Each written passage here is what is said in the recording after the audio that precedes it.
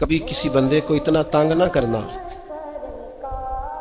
کہ وہ اتنی تکلیف میں آئے کہ وہ خود تو کچھ نہیں کر سکتا، ماڑا ہے، لیکن پھر وہ رات کو اپنے رب کی بارگاہ میں بیٹھ کے کہے کہ تو حاکم و عادل ہے مگر تیرے جہاں میں ہے تلخ بہت بندہ مزدور کے اوقات۔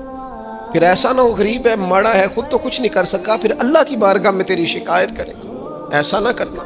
میرے نبی پاک علیہ السلام کے درویش صحابی تھے حضرت سعید بن زید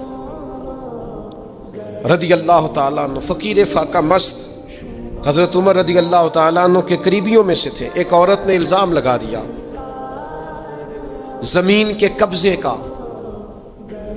میں کیسے آپ سے کہوں کہ جب لوگ کسی ایسے شخص پر جس نے زندگی ساری دیانتداری سے گزاری ہو، لوگ الزام لگاتے ہیں نا، تو یہ بھی نہیں سوچتے ہم بات کس کے بارے میں کر رہے ہیں، کھلی ہوئی زبان ہوتی ہے، جو مرضی کہہ دیتے ہیں۔ حضرت سعید بن زید پر الزام لگا دیا، اتنا بڑا آدمی، محبوب کا صحابی، اور عورت نے الزام لگا دیا۔ اور جب اللہ والے بد دعا دیتے نہیں، لیکن جب کوئی تکلیف اتنی دے، کلیجہ پھٹ جائے، پھر بندہ کیا کرے؟ وہی بات کہ اب وہ کچھ کہہ نہیں سکتے تھے، ایک عورت پر کس طرح کوئی بات ہو سکتی تھی؟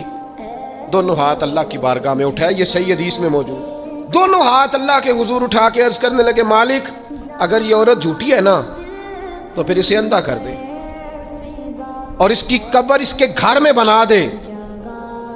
صحابہ فرماتے ہیں کہ حضرت سعید بن زید کا تو وصال ہو گیا، زمانہ گزر گیا، لیکن ہم نے پھر اس بی بی کو اندھا ہوتے دیکھا ہے۔ پھر اس کے گھر میں کنواں تھا اور ہم نے اسے اپنے ہی گھر کے کنویں میں گر کے مرتے ہوئے بھی دیکھا ہے۔